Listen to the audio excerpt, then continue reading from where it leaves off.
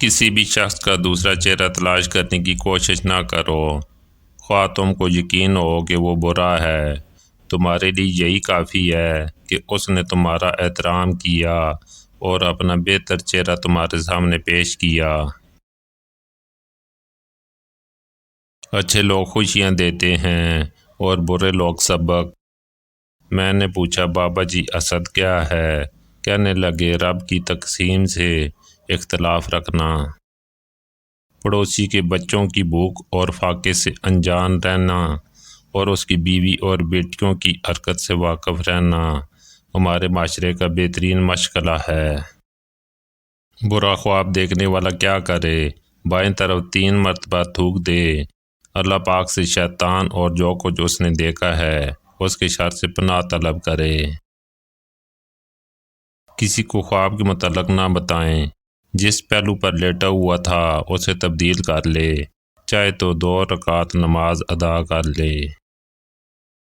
انسان کو اپنے اندر جھانکنا آ جائے تو وہ دوسروں کے احساسات کو سمجھنے کے قابل ہو جاتا ہے۔ کبھی کبھی ڈھیروں لفظ ہونے کے بعد بھی بولنے کو دل نہیں چاہتا، نہ بتانے کے لیے، نہ جتانے کے لیے، نہ ہمدردی کے لیے۔ جو لوگ ایک دوسرے کی مسجد میں جانا پسند نہیں کرتے، وہ جنت میں ایک ساتھ کیسے رہیں گے؟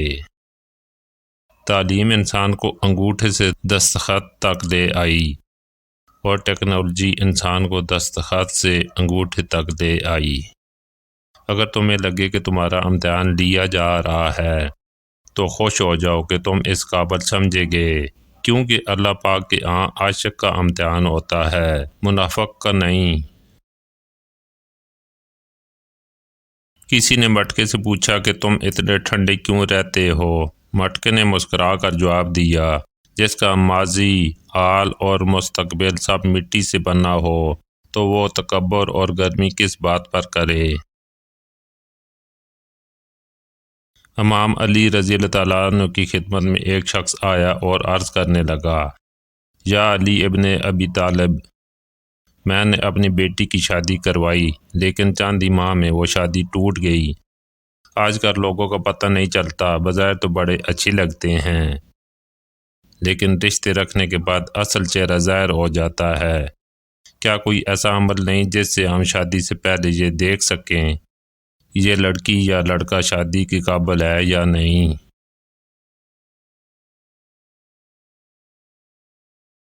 اس پر حضرت علی رضی اللہ تعالیٰ عنہ نے فرمایا، اگر تم اپنی بیٹی کے لیے رشتہ دیکھ رہے ہو تو تم لڑکے میں یہ دیکھو جو لوگ اس سے مرتبے میں کم ہیں، حیثیت میں کم ہیں، اگر ان کی عزت کرتا، ان کا خیال رکھتا ہے تو سمجھ لو کہ یہ زندگی میں اچھا شوہر بھی بنے گا اور اپنی بیوی کا خیال بھی رکھے گا۔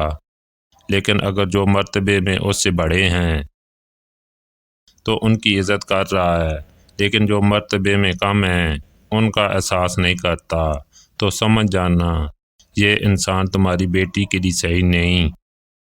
اتنی دیر میں دوسرا شخص اٹھا اور پوچھنے لگا، یا علی، اگر ہم اپنے بیٹے کے لیے رشتہ دیکھیں تو کیسے پتہ چلے کہ کیا یہ لڑکی ہمارے بیٹے کے لیے صحیح ہے یا نہیں؟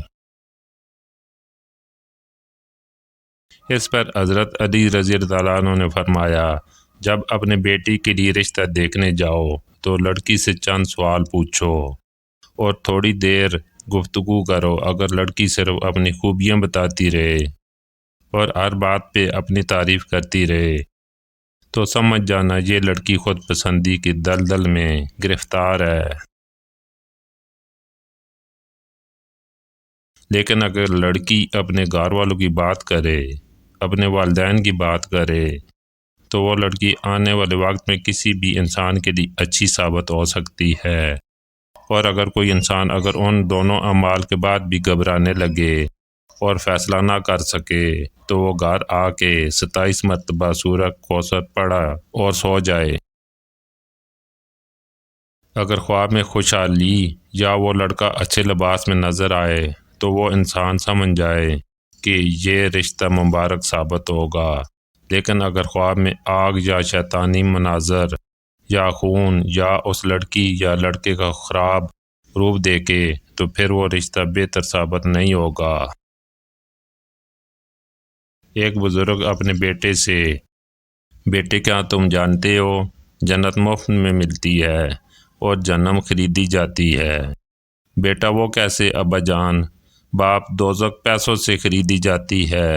جو جوا کھیلتا ہے وہ مال خرچ کرتا ہے۔ شراب بھی پیسوں سے خریدی جاتی ہے۔ سگریٹ بھی پیسوں سے ہی ملتی ہے۔ گانے والی سی ڈی خریدنے کے لیے بھی مال خرچ کرنا پڑتا ہے، اور اس کے برعکس جنت مفت ملتی ہے۔ میرے بچے، جو نماز پڑھتے ہیں مفت پڑھتا ہے۔ روزہ بھی مفت میں رکھا جاتا ہے۔ اس طرح استغفار کرنے اور نگاہیں نیچے رکھنے، اللہ پاک سے ڈرنے اور اچھا اخلاق اختیار کرنے پر کوئی خرچ نہیں آتا۔ اللہ پاک ہمیں سنت نبی صلی اللہ علیہ وسلم کے مطابق زندگی گزارنے کی توفیق دے، آمین۔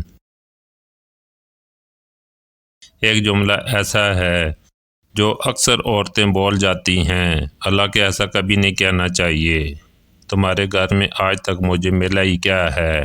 یہ ایسا جملہ ہے جو دنیا بھی تباہ کر دیتا ہے اور آخرت بھی تباہ کر دیتا ہے۔ بعض لوگ انسان کو اندر سے کھوکھلا کر دیتے ہیں۔ ایک وفادار دوست ہزاروں رشتوں سے بہتر ہے۔ وقت دکھائی نہیں دیتا مگر دکھا بہت کچھ دیتا ہے۔ زندگی بہت خوبصورت ہے اگر اپنی اپنی گزاریں۔ گرانے والے اپنے ہوں تو پھر سنبھلنے میں وقت تو لگتا ہے۔ انسان بے داغ بھی ہو تو داغ لگانے والے ہزاروں ہوتے ہیں۔